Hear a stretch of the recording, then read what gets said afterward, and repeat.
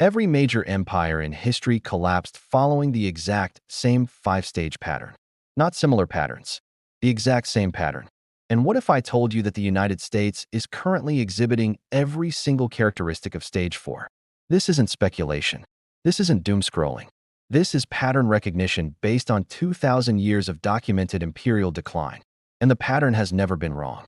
Analysis of 7 major empires reveals something extraordinary. Rome, the Spanish Empire, the Ottoman Empire, the British Empire, the Soviet Union, and two you've probably never heard of, the Abbasid Caliphate and Ming Dynasty China. These weren't just similar trajectories. This was an identical playbook, stage by stage, crisis by crisis, policy response by policy response. And here's what keeps me up at night. The pattern is never recognized by those living through it. Until it's too late. Let me introduce you to what I call the 5-stage imperial collapse sequence. This isn't a theory. It's a documented pattern that has repeated across continents, across centuries, across entirely different political systems. And it follows the same 5 stages every single time. Stage 1. The golden age of overconfidence. The empire reaches its territorial maximum. Military dominance is unquestioned. The currency becomes the global reserve. Citizens believe their system is exceptional, perhaps even eternal. Rome called this period Pax Romana. Britain called it the height of Britannia rules the waves. The United States called it the American century. In every case, this stage lasts approximately 40 to 80 years. Stage 2. The fiscalization of empire. The costs of maintaining global dominance begin to exceed the revenues generated by economic productivity. Military spending accelerates. Bureaucracy metastasizes. The empire begins borrowing against its future to maintain its present lifestyle. Critically, the public doesn't notice this transition. Everything still looks prosperous on the surface. The metrics that matter, debt to GDP ratios, interest coverage ratios, real wage growth, begin to deteriorate in ways that are invisible to everyday citizens. Stage 3. The monetary manipulation phase. Here's where it gets predictable. Unable to pay its debts through productivity or taxation, the empire manipulates its currency. Rome debased the denarius from 95% silver content to less than 5% over 150 years. Britain abandoned the gold standard. The pattern is always the same. The empire prints, devalues, or restructures its currency to pay obligations it can no longer afford through real economic output. Short-term relief. Long-term catastrophe. Stage 4. The crisis cascade. Multiple systems begin failing simultaneously. The military suffers defeats or costly stalemates. The currency loses international confidence. Regional fractures intensify. Extreme political polarization emerges, not as a cause, but as a symptom of deeper structural failures. The empire becomes paralyzed, unable to reform because every reform threatens a critical constituency. This is the danger zone. This is where most empires spend 20 to 40 years before the final collapse. Stage 5. The collapse acceleration. The end comes faster than anyone expects.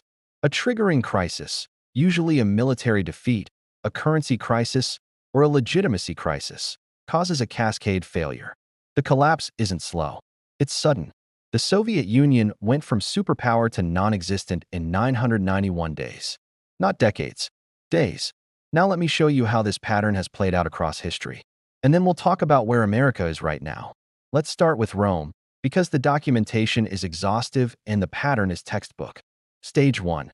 Rome reached its maximum territorial extent under Trajan in 117 AD. The denarius was pure silver. Roman roads connected 250,000 miles of empire. Citizens genuinely believed Rome would last forever. They built monuments designed to stand for millennia.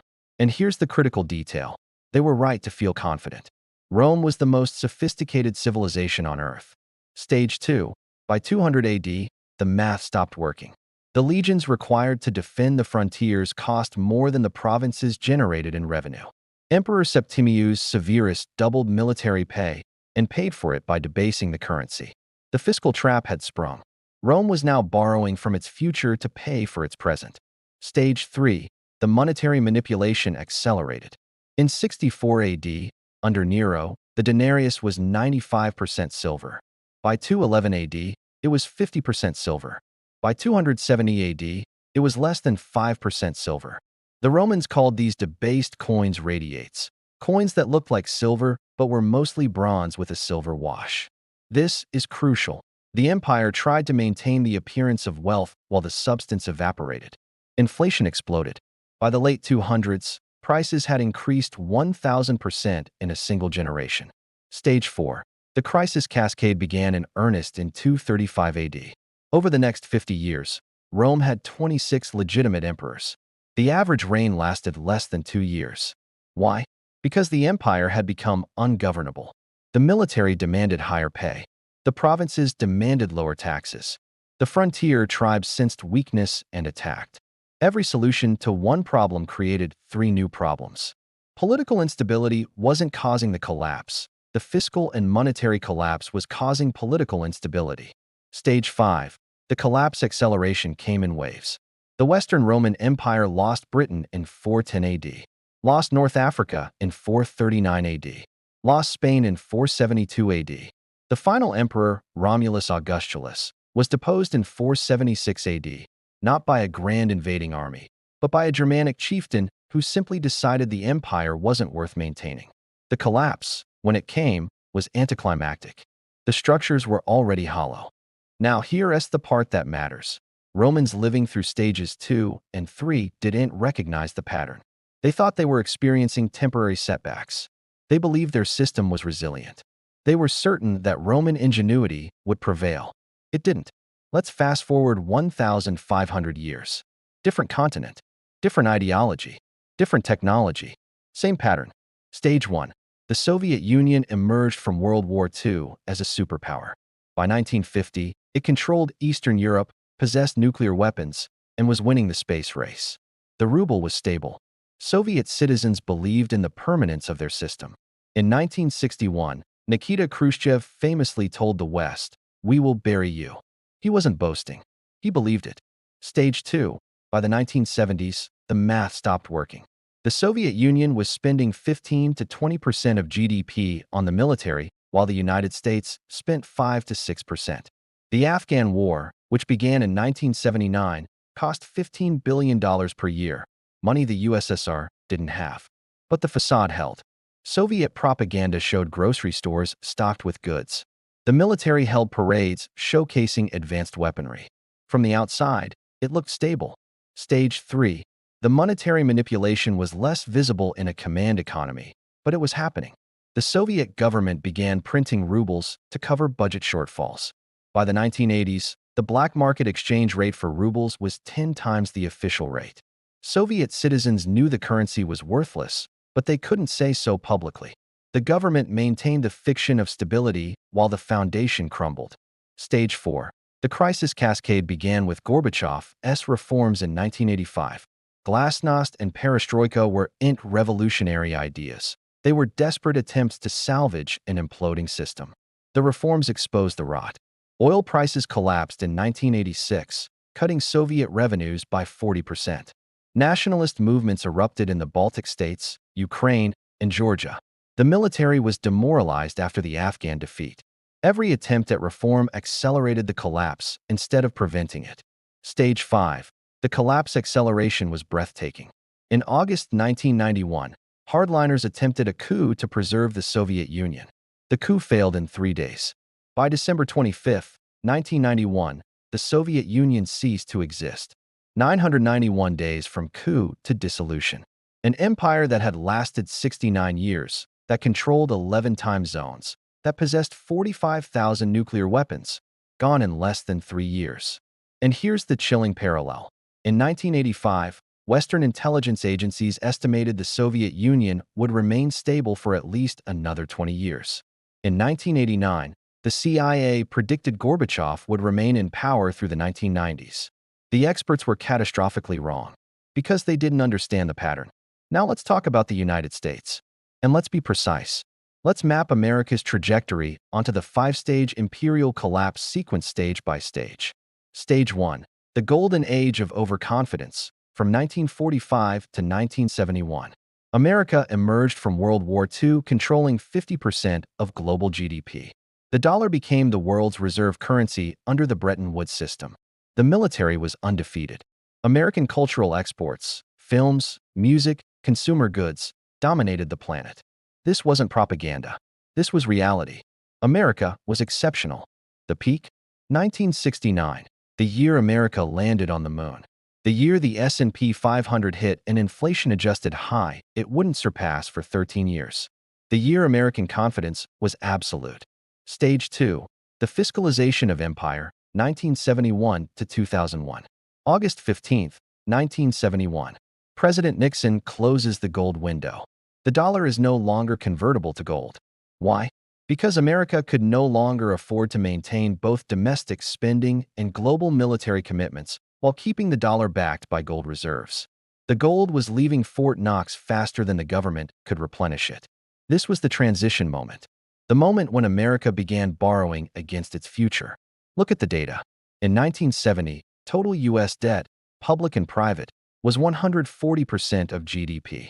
By 2000, it was 270% of GDP. The debt nearly doubled as a percentage of the economy. But economic growth masked this transition. The internet boom created the illusion of prosperity. The Cold War victory validated the strategy. Americans felt wealthier even as the structural foundation eroded.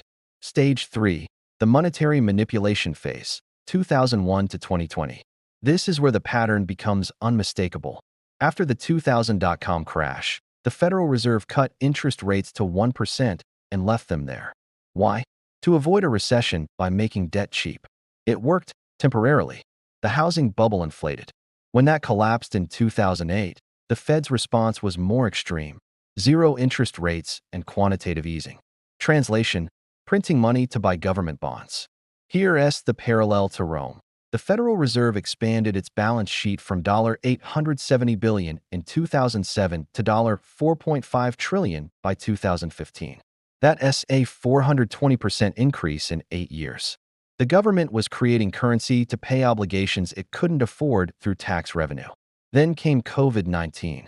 The Fed's balance sheet exploded to $9 trillion. In 18 months, the Fed printed more money than it had printed in the previous 95 years combined. And here's the critical data point. M2 money supply, the broadest measure of dollars in circulation, increased 40% between February 2020 and February 2022. 40% in 2 years. You know what happened next? Inflation hit 9.1% in June 2022, the highest rate in 41 years. This is not a policy error. This is stage 3 of the imperial collapse pattern. When an empire can no longer pay its obligations through productivity, it manipulates its currency. Every time, without exception. Stage 4. The crisis cascade, 2020 present. Now we arrive at the present day. Stage 4. The danger zone. Let me show you the evidence. Military overextension and defeat signals. America is currently committed to defending 67 countries through treaty obligations. The military budget is $886 billion annually, more than the next 10 countries combined.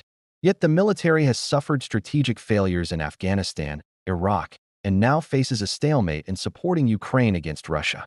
The evacuation from Kabul in August 2021 was the most visible American military humiliation since the fall of Saigon in 1975. This isn't about politics. This is about capability versus commitments. The math doesn't work. Currency confidence erosion.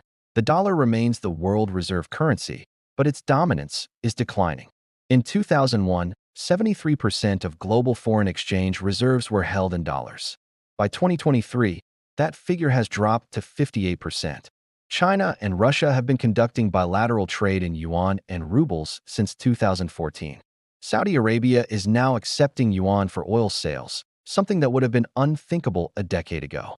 The petrodollar system, which has underwritten American power since 1974, is fracturing.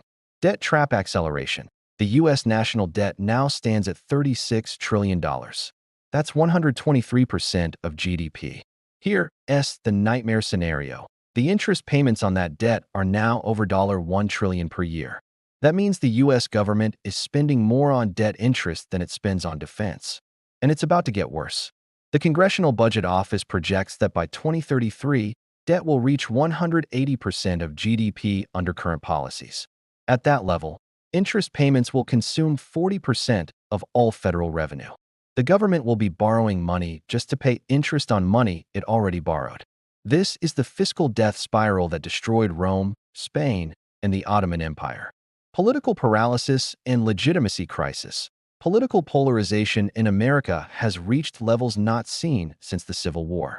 According to Pew Research, 72% of Republicans and 63% of Democrats view the other party not just as wrong, but as a threat to the nation. Congress has a 13% approval rating. Trust in institutions, media, academia, corporations, government has collapsed across the political spectrum.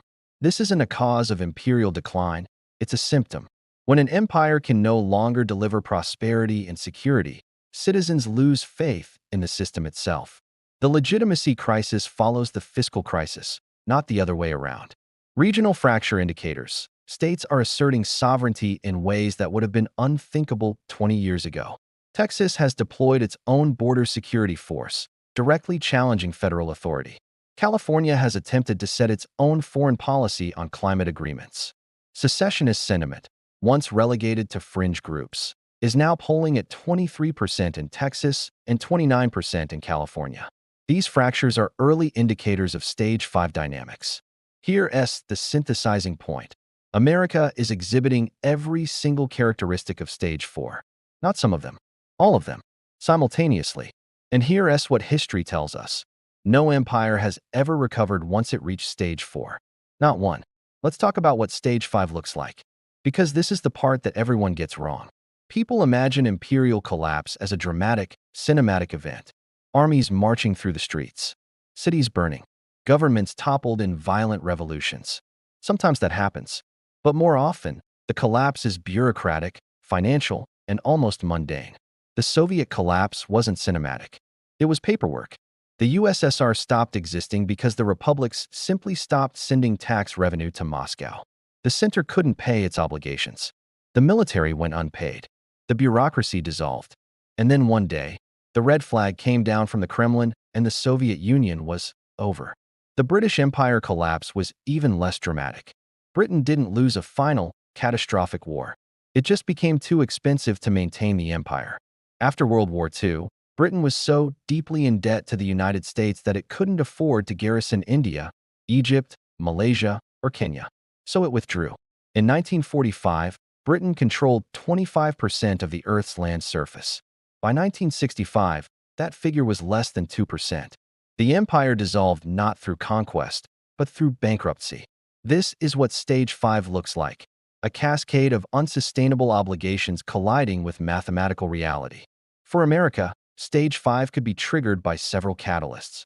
A bond market seizure, if foreign creditors, China, Japan, Saudi Arabia, stop buying U.S. Treasury bonds, interest rates spike. The government suddenly can't afford to refinance existing debt. The Fed prints more money to buy the bonds itself, causing inflation to spike further. Currency crisis follows within months.